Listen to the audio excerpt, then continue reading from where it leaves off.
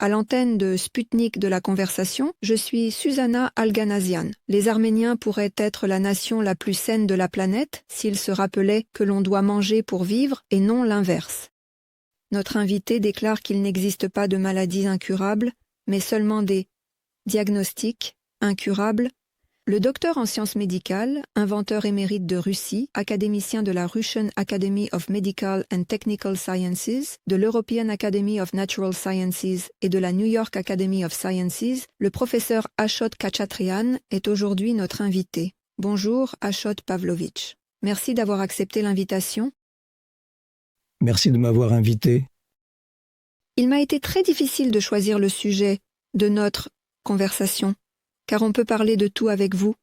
Et, compte tenu du fait que vous travaillez dans le domaine de la médecine, les sujets de notre conversation seront très variés, avec votre permission.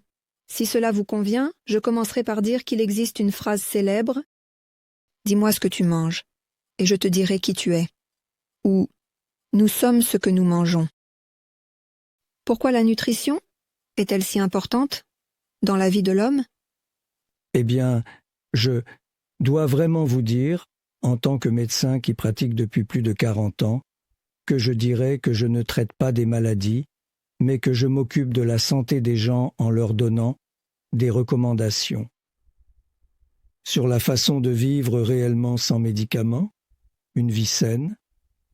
Eh bien sûr, si ils viennent à moi avec des maladies graves, plus de 70 000 patients avec de tels diagnostics, et souvent avec un bouquet de maladies.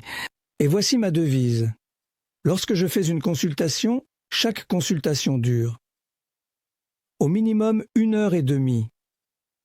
Ce n'est pas quelque chose que l'on peut regarder en 10-15 minutes, et pendant cette consultation, il y a en fait toute une conférence sur, d'une part, ces maladies, sur les véritables causes de cette maladie et sur ce que l'on peut faire pour que, à l'avenir, tu ne viennes pas me voir plutôt que de simplement te traiter et dans 6 mois, tu reviendras et je devrai te traiter à nouveau. Eh bien, ceux qui comprennent, comprennent. Je leur dis à tous, je ne vais pas vous soigner. Calmez-vous. Je vais simplement aider votre corps à se guérir lui-même. Parce que, en effet, les forces internes et les mécanismes internes de l'organisme, déjà inscrits en nous par le Tout-Puissant, sont si bien pensés, très élaborés et extrêmement complexes, et vraiment très complexes. C'est un peu comme ces montres mécaniques suisses, quand tu les ouvres, chaque rouage en fait bouger un autre. C'est ainsi que notre corps devrait fonctionner. C'est ce que le Tout-Puissant a prévu, quand l'homme est né. Mais au cours de notre vie, nous négligeons cela et commençons à détruire ce qui est en nous. L'être humain est une très, vous savez, complexe système. C'est tout un monde. À l'intérieur du corps humain, les gens ne veulent apparemment pas le savoir. Ce ne sont que 70 trillions de cellules qui composent ensuite nos organes. Et dans chaque cellule se passe ce que nous, médecins, savons seulement A, B, C. Notre étude, la cytoplasme, les mitochondries, une enveloppe. Et l'intérieur, c'est toute une galaxie.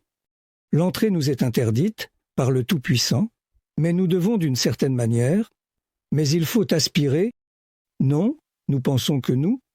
Qui sommes-nous pour nous en mêler?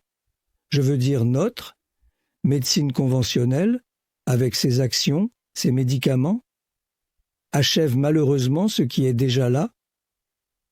En ce qui concerne l'alimentation, je dirais que pratiquement 100% des causes de nos maladies proviennent de ce que nous mangeons, parce que, je le répète, que le corps humain est un système stérile fermé, et nous interagissons avec l'environnement extérieur, parce que nous respirons l'air, et ce que nous y envoyons, ce que nous mangeons, et c'est principalement cela qui joue un rôle. Et vous avez vraiment raison de remarquer que les Arméniens auraient dû être les personnes les plus en santé s'ils comprenaient cela. Parce que Dieu nous a tout donné en Arménie. Et qu'en est-il de lui? Alors, pourquoi ne sommes-nous pas les plus en santé sur la planète? Et parce que nous voyons que ce que nous consommons en Occident, c'est tout ce poison ces toxines qui se trouvent dans ces produits alimentaires, comme les émulsifiants, les colorants, ces jolies friandises, ces bonbons qui sont délicieux, mais les gens ne comprennent pas ce que c'est vraiment. Plus c'est savoureux, plus c'est chimique, car il ne peut naturellement pas être aussi délicieux.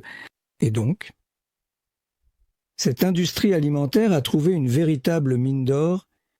Il y a un additif alimentaire appelé glutamate monosodique qui est ajouté dans tous ces fast-foods comme les frites, les hamburgers, etc., qui renforce le goût et provoque une dépendance. En d'autres termes, les gens deviennent des toxicomanes alimentaires. Ce ne sont bien sûr pas les mêmes toxicomanes, un peu plus faibles, mais ce sont aussi des drogues. La dépendance, oui, la dépendance, les gens empruntent ce chemin.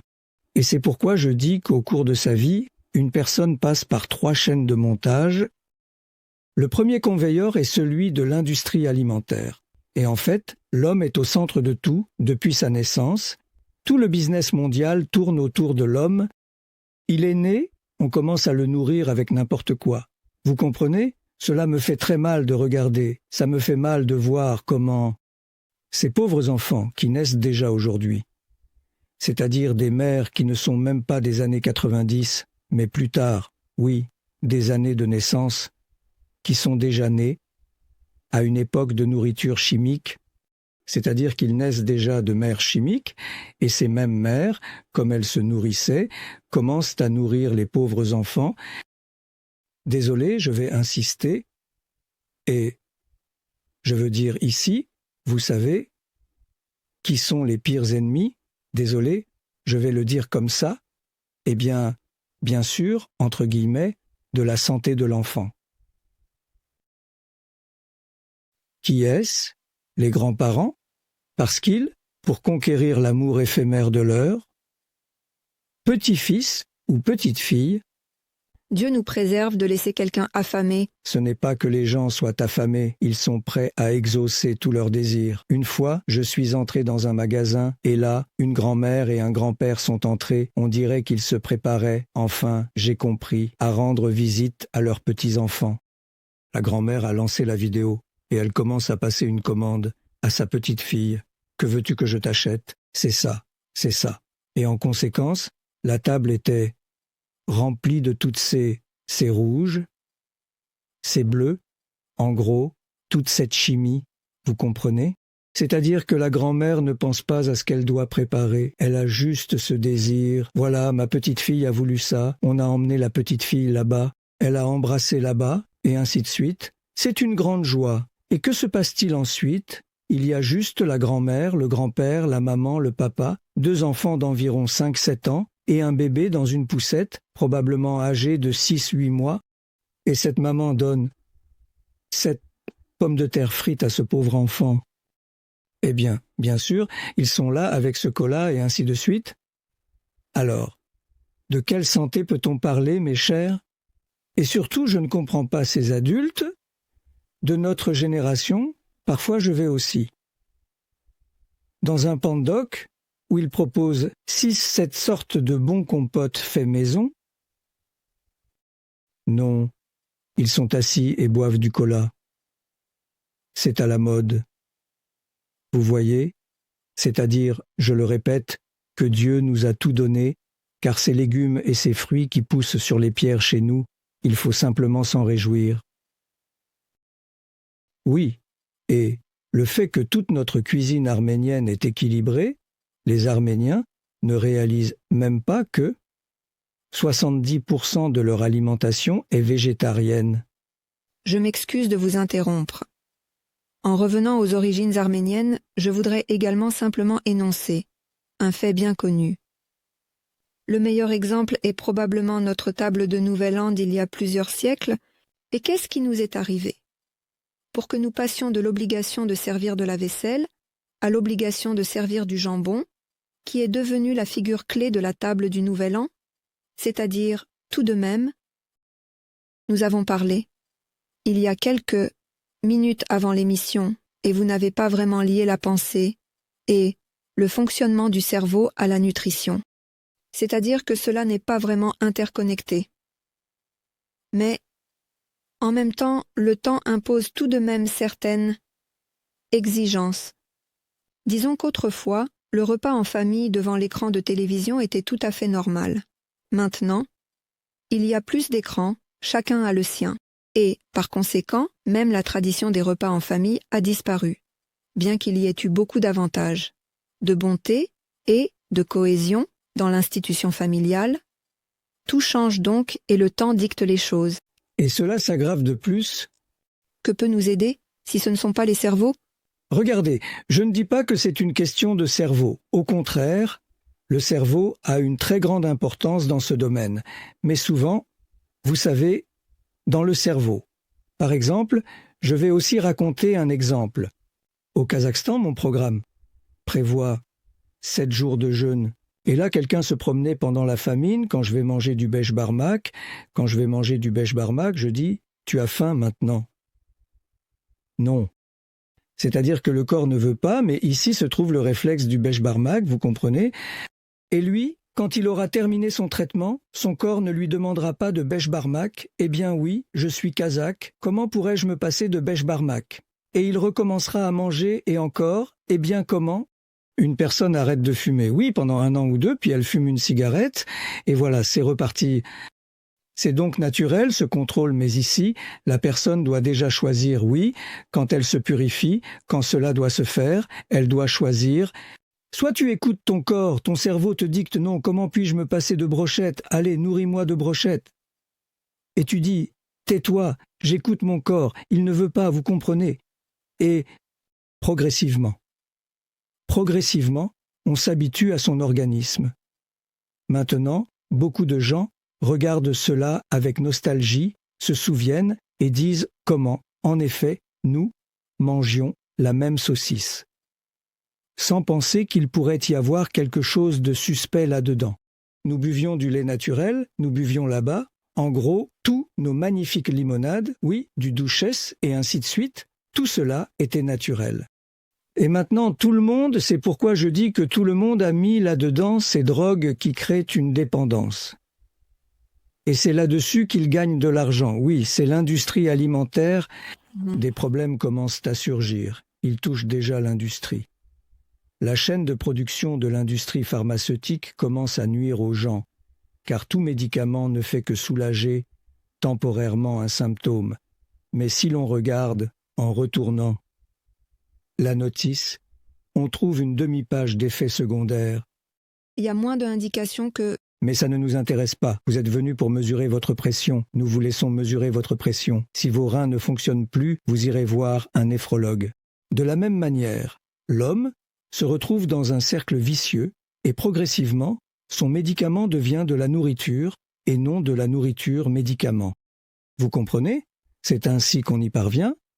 On peut aussi descendre de ce convoyeur, mais c'est déjà plus difficile que de descendre du premier convoyeur. Là-bas, tu peux au moins te contrôler toi-même. Ici, tu ne peux plus contrôler parce que c'est un bombardement atomique avec ces médicaments. Tous tes organes sont déjà déséquilibrés. Ils ne pourront rien faire.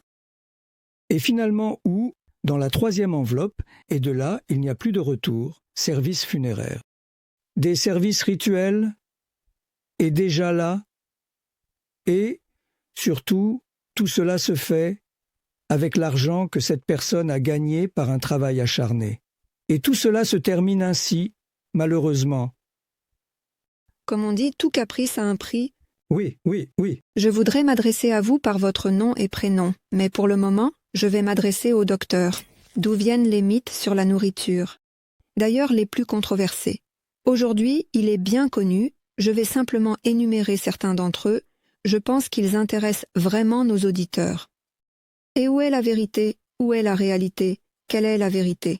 Il faut boire au moins 8 verres d'eau par jour. Parallèlement, il existe aussi l'opinion selon laquelle il faut boire autant que le corps le demande. Le vin rouge est bon pour le cœur, et le poisson pour la vue. Le désir pour un certain produit signifie que le corps manque de quelque chose. Le gluten est également nocif pour tout le monde. La viande est une partie nécessaire d'un régime équilibré. Il ne faut pas manger après 18 heures, et ainsi de suite. La liste est tout simplement interminable. D'ailleurs, si aujourd'hui c'est ça. Comme postulat, cela sonne dans cette direction. Demain, un expert quelconque annoncera exactement le contraire. Il est utile de boire un verre d'eau après 18 heures. On peut manger et ainsi de suite. Où est la vérité? Comme lui, comment la direction évolue? Oui, je suis prêt à parler de chacune de ces questions pendant 2 à 3 heures, car ce sont des questions très globales. En ce qui concerne la consommation d'eau, vous savez, je m'occupe de la médecine à hydrogène. Abordons ce sujet. Concernant l'eau, eh bien, tout d'abord, je vous dirai qu'à l'époque soviétique, lorsque l'eau était la deuxième meilleure au monde et coulait de nos robinets, les médecins, au contraire, conseillaient de boire moins d'eau. Selon les recommandations de l'OMS, une personne a besoin de, par jour, 500-600 millilitres d'eau, mais certaines caractéristiques dont je parlerai, là-bas en termes de potentiel, etc. Et tout cela est apparu à l'époque où l'eau en bouteille est devenue disponible et il fallait la vendre et il fallait que chacun ait déjà non pas 5-6, mais en fonction du poids, 30-33 millilitres par kilogramme.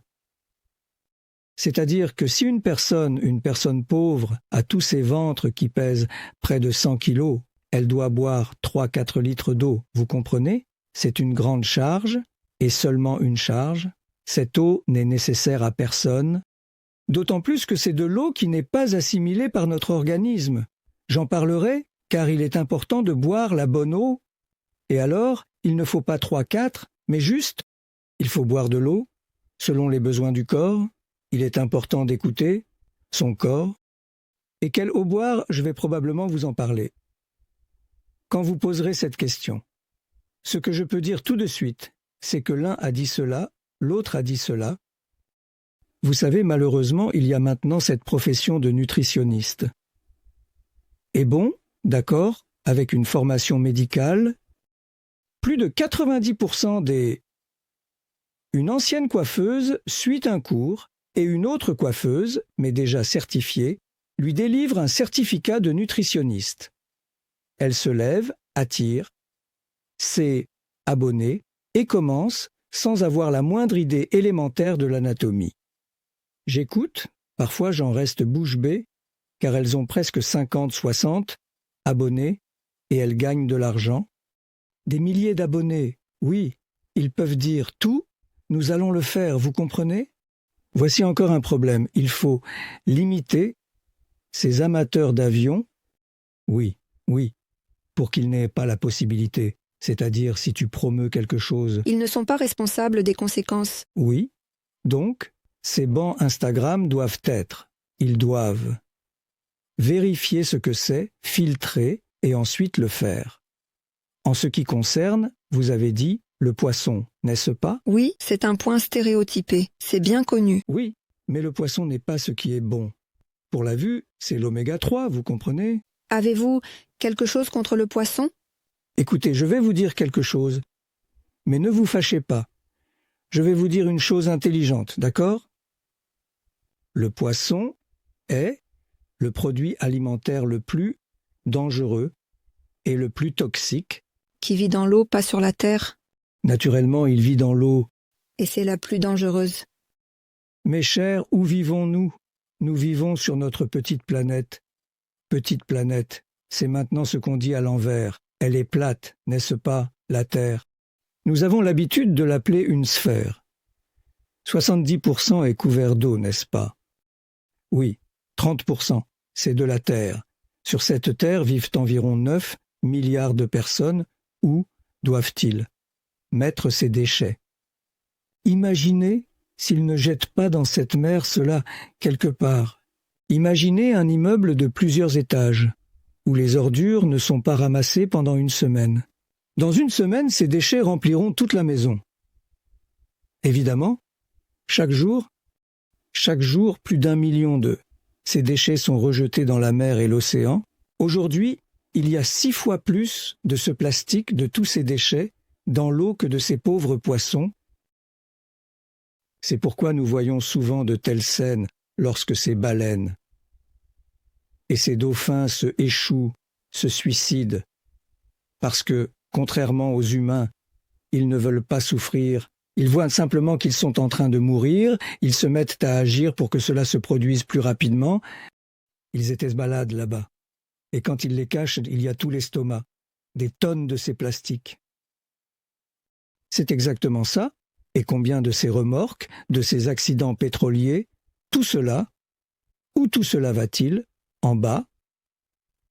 Tout le tableau de Mendeleïev, en ce qui concerne les métaux lourds, est dans l'eau. Et qui vit dans l'eau? Ces petits poissons. Le poisson agit comme un filtre. Ils vivent là-dedans et ils ouvrent la bouche et l'eau passe à travers leur organisme. Et ces métaux lourds s'accumulent aussi. Et où s'accumulent-ils dans l'organisme des poissons? Dans l'huile de poisson, ni dans la viande, nulle part. C'est-à-dire que sous forme concentrée, elles s'accumulent dans l'huile de poisson. Aujourd'hui, un article de scientifiques israéliens a été publié indiquant que la concentration de mercure dans le poisson de mer est 6 millions de fois plus élevée que dans l'eau dans laquelle il nage. Imaginez que nous sommes en train de manger. Et c'est d'un côté, et de l'autre côté, il y a 8 types de parasites que nous connaissons.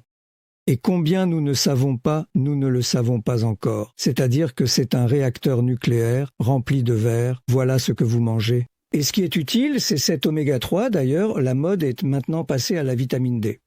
On l'a maintenant oubliée. Voilà tout. La vitamine D est très pertinente. En fait, elle n'est nécessaire à personne. C'est-à-dire qu'il y a plus de mal que de bien? Oui, il n'y a aucun bénéfice. On peut obtenir ce bénéfice d'autres produits. Ces acides gras, oméga 3, sont des acides gras insaturés. L'huile de lin, la plus grande quantité d'oméga 3, se trouve dans le maquereau, car c'est le plus gras, 5,6 grammes pour 100 grammes. On ne peut pas aussi le manger? Bien sûr, je parle de tout le monde. Dans l'huile de lin, il y a 50 milligrammes pour 100 grammes, 10 fois plus. Graines de citrouille, 156 milligrammes. C'est-à-dire que vous mangez et quelles autres propriétés ont les graines de courge? Toute grand-mère sait qu'elles sont vermifuges et en plus, elles sont bonnes pour les hommes en prévention des problèmes de prostate. Donc, 3 en 1. Vous mangez simplement des graines de citrouille et elles font tout dans votre organisme. Il n'y a pas de choses irremplaçables. J'ai perdu le fil de ma pensée. Oui, nous avons tout dit sur le poisson. Oui, des parasites. Il y a beaucoup de parasites, mais un seul type de parasite s'appelle les douves hépatiques, qui vivent uniquement dans le poisson et les fruits de mer.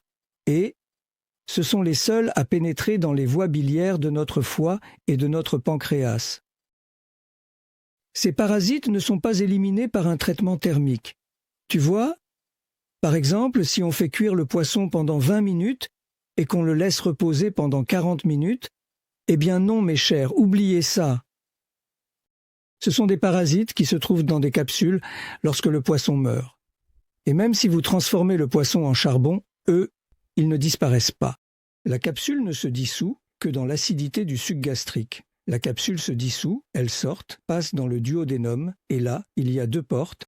Si tu vas tout droit, tu toucheras au foie. Si tu tournes à gauche, tu toucheras au pancréas. Et, soit dit en passant, c'est la seule et principale raison du diabète de type 2 dont souffre une personne sur 2 ou 3 sans le comprendre, le stress. Un stress quelconque peut provoquer une perturbation de ce flux dans le pancréas. Un seul stress, le sucre augmente et voilà, il ne redescend pas, non, mais cela peut aussi arriver. Le stress est devenu un facteur déclenchant. Le corps a lutté et ce stress a frappé ses mécanismes de défense et cette maladie est apparue, c'est tout. Et on parle de stress avant cela. Il existe même un diagnostic appelé diabète sucré de stress. C'est vraiment absurde. Et on maintient les pauvres toute leur vie sur ces médicaments et ainsi de suite. Tout cela est guérissable. Éliminer la cause, c'est la seule raison. Et le foie pour notre organisme est comme les racines d'un arbre. En fait, dans notre cas, si l'on en discute, regardez, oui, comment Dieu a créé tout cela, d'abord la végétation, puis les animaux, et ensuite il a rassemblé tout ce qui est bon et l'a insufflé en nous. En effet, nous. c'est aussi comme un arbre qui pousse, à son image et à sa ressemblance. Oui, c'est-à-dire que nos racines sont le foie et le gros intestin, où le meilleur engrais pour l'arbre est le fumier, parce qu'il y a des milliards de bactéries là-bas. Nous enrichissons le sol, ces bactéries sont pour cet arbre, ces nutriments sont produits et ils sont absorbés pour nourrir notre arbre. Ici, nous avons la même chose, juste en chemin, donc si. À l'arbre commun, il y a aussi le foie, qui est un consortium de recherche scientifique, dans les laboratoires duquel, au niveau des nanotechnologies, des plats uniques sont créés à partir des semi-produits qui proviennent de l'intestin grêle et du gros intestin et qui sont transmis à tous nos organes par les circuits de la circulation sanguine. Et nos organes sont les feuilles et les fruits. très ennuyeux. Et pendant ce temps, imaginez, si tout va bien, et que le corps reçoit une nutrition normale, toutes les cellules sont là, et ainsi de suite, tout est parfait. Mais, quand ces parasites s'installent, ils sont présents chez tout le monde. Parce qu'il suffit qu'une seule fois dans la vie, même si un enfant de 5 ans mange un poisson bien contaminé et ne mange plus jamais de sa vie, ils vivent entre 60 et 120 ans. Plus de nous. Oui, c'est-à-dire que nous mourrons, ils continuent encore à ronger notre foie, vous comprenez? Et c'est ainsi qu'ils obtiennent des poisons et des toxines.